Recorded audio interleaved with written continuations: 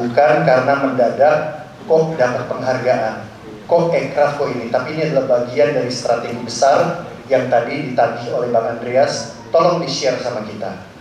Ya, sejalan dengan itu tentunya saya ingin agar TTDI Development Index ini, kalau tadi Bang Andreas mengatakan yang mengambil manfaat itu Eropa, saya justru mengajak Kemenparekraf untuk melihat peluang negara-negara Eropa, Jepang, China dan lain sebagainya untuk kita persiapkan bagaimana di musim dingin ini juga.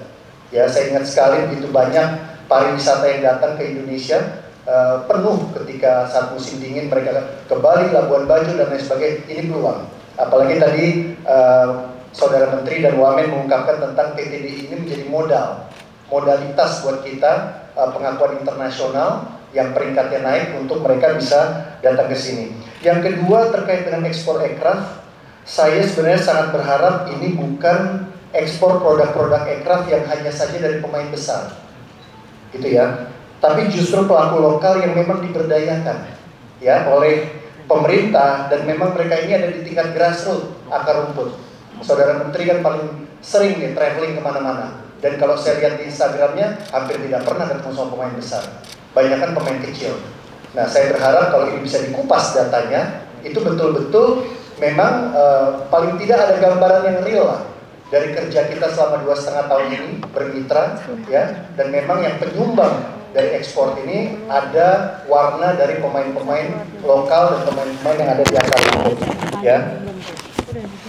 Senyampang dengan itu, Saudara Menteri, tentunya saya mengingatkan ini untuk yang kedua kalinya, database dari para pelaku pariwisata dan ekraf yang terdampak dan terpuruk itu memang harus kita miliki, ya, sehingga kita tahu kerja kita itu sudah menyentuh mereka atau belum.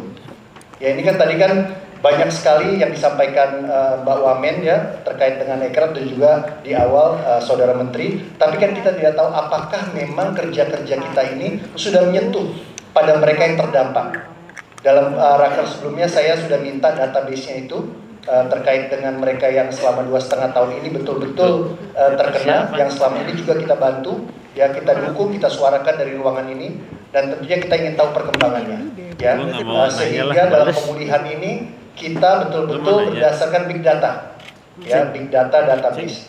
Yang berikutnya adalah terkait dengan tadi apresiasi yang disampaikan perfilman. Saya berterima kasih terkait dengan relaksasi perfilman, ya, dan case tadinya adalah Ngeri-Ngeri Sedap yang saya cek tadi sudah sampai 2,65 juta penontonnya, ya, 2,65 juta, dan Saudara Menteri ketika ketemu dengan para produser di sana menyampaikan tidak banyak film Indonesia yang bisa menembus 1,5 juta. Dan memang saya juga menambahkan film ini juga mampu mengimbangi film Top Gun. Bahkan membuat Top Gun menjadi film yang tidak banyak ditonton karena Ngeri-Ngeri Sedap ini. Nah, dalam konteks ini, ya, saya justru mengajak kementerian dan badan ikraf, justru pada saat seperti ini kita merekayasa, mengengineer film-film sehingga mereka ketika mulai tidak jalan sendirian. Ketika mereka ke Danau Toba, mereka ke Mandalika, mereka syuting dan lain sebagainya, memang disupport dari awal. Kita dukung dari awal, kita create, Mas Menteri, ya. Ketika Korea Selatan itu meng-create taekwondo sebagai cabang olahraga bukan hanya Korea, tapi seluruh dunia, sampai masuk ke SD-SD negeri kita, masuk ke SMP-SMP SMA, Kang Dede, itu adalah desain. Kang Dede adalah salah satu atlet taekwondo yang sangat membanggakan.